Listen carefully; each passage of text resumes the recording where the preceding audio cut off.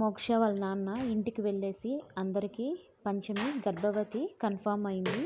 పంచమి మోక్ష చెప్పేది నిజమే, మన ఇంటికి తొందరలో ఇంటి వారసుడు రాబోతున్నాడు అని చెప్పేసి అందరికీ చెప్తాడు.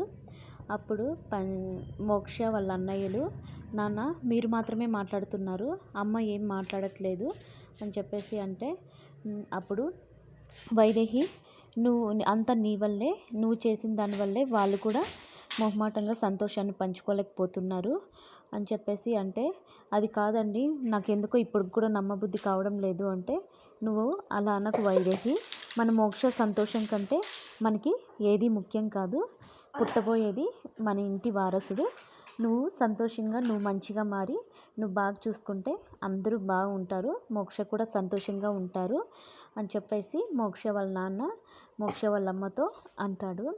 తర్వాత పంచమి మోక్ష సంతోషంతో సుబ్రహ్మణ్య స్వామి గుడికి వెళ్తారు.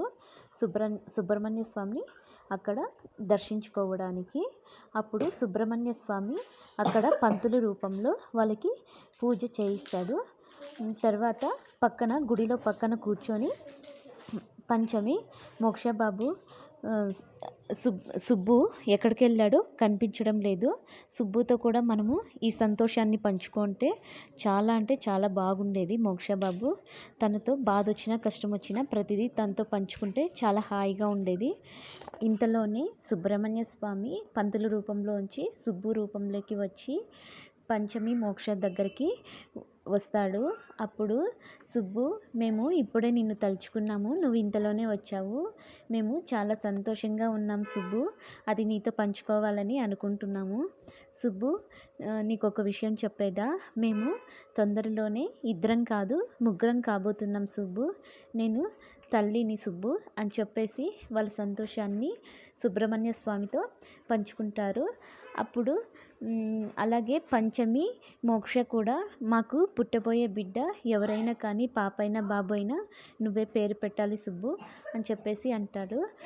తర్వాత సుబ్బు వచ్చేసి పుట్టబోయేది అమ్మాయా లేక అబ్బాయా అనేది పైన నిర్ణయించి ఉంటాడు, పెళ్ళిళ్ళు స్వర్గాల్లో నిర్ణయించినట్టు అలాగే అబ్బాయా అమ్మాయా ఎవరైనా కానీ పిల్లలు కూడా అక్కడే నిర్ణయించి ఉంటాడు భగవంతుడు అని చెప్పేసి సుబ్బు అంటాడు.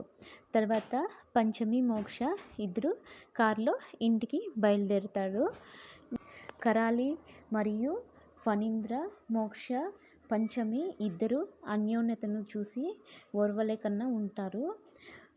అంజనం వేసి వాళ్ళిద్దరూ ఏం చేస్తున్నారు ఎలా ఉన్నారు అనేది కరాలి చూస్తుంది.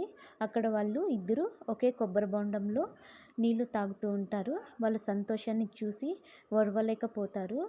పంచమి ఏమో, నేను ఇంకా నాగకన్యనేమో మోక్షబాబు, నేను ఇలా తాగను, మీరు తాగేసేయండి, నేను మీ ప్రాణాలతో చెలగాటం ఆడను మోక్షబాబు అంటే, మోక్ష నీలో పూర్తిగా విషం నశించిపోయింది పంచమి, నువ్వు భయపడకుండా తాగు, ఏం పర్వాలేదు అని చెప్పేసి వాళ్ళిద్దరూ నీళ్లను పంచుకుంటారు.